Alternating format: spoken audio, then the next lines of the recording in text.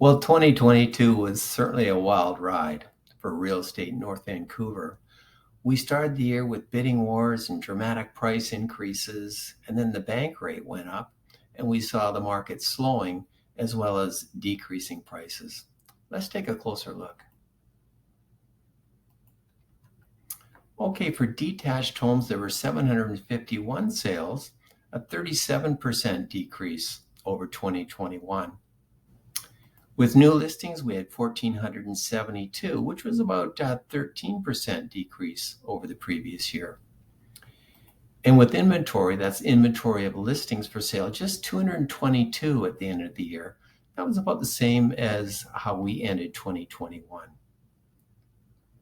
Moving over to townhomes, we had 372 sales, about a 34% drop.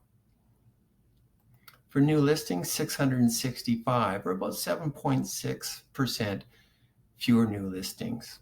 And then with the total inventory of listings available at the end of the year, just 71, about the same as how we ended off 2021. Moving over to apartments, we had 230 sales, 6.1% decrease over 2021. Oh, let me start that again. There were 1,209 sales, which was a 28% decrease over 2021. For apartments, there were 1,930 new listings, about a 16% decrease over the previous year. And for total apartment listings for sale at the end of the year, 230, or about 6.1% fewer listings. All right, so next we're going to take a look at the sales to active ratio graph, which is a good depiction of the forces of supply and demand in the marketplace. And keep in mind, between 12 and 20% represents a balanced market. Below that would be a buyer's market where we'd expect prices to fall. And above that, a seller's market where prices should increase. At the end of the year, we see that detached is the one category considered to be balanced, whereas townhomes and condos are in seller's market. Now, this doesn't always accurately predict what's happening in the marketplace. So let's take a look and see what's happened with prices in the three categories. Just get this set up. Okay, so with detached, we ended up at 2,081,000, and that's about just a 3% decrease over the last 12 months, which doesn't sound bad. But if we look at the details month to month, we had a high in March, and then prices decreased by about, let me get my glasses on here,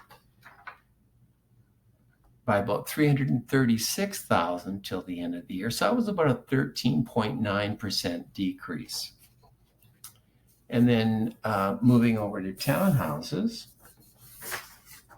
again, with townhouses, we ended up at 1.225, which was about a 0.4% increase over 2021. And then looking more closely, we see that townhouses hit a high in March and then decreased by about 182,000, or 13%. All right, and then with apartments,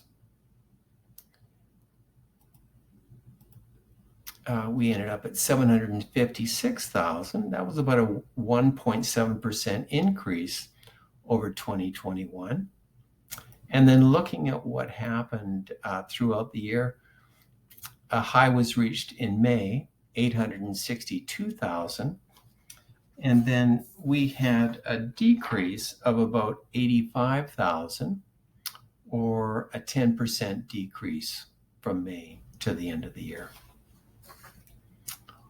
Okay, so probably the biggest market factor was what was happening with interest rates. And throughout the year, we saw the federal government increase the bank rate 7 times for a total of 4%.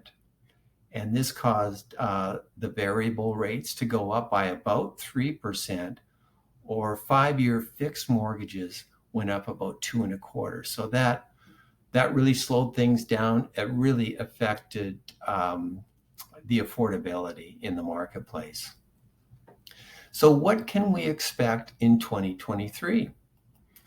The BC Real Estate Association came up with their forecast.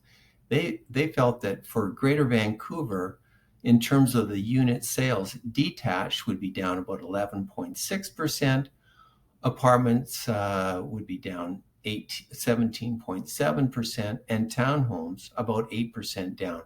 That'd be unit sales, whereas average price, the prediction was detached would go down 6%, apartments and townhomes go down about 4.7%. And then LePage had their forecast, and I must say that they're actually pretty accurate over the years. They've been really, really quite accurate. Looking at Greater Vancouver, their prediction for detached home would be a decrease of about 2% in terms of prices, and condominiums about 1% down. So there you have it. Yeah, pretty difficult to forecast and know what's going to happen, but certainly the biggest factor is going to be what happens with interest rates.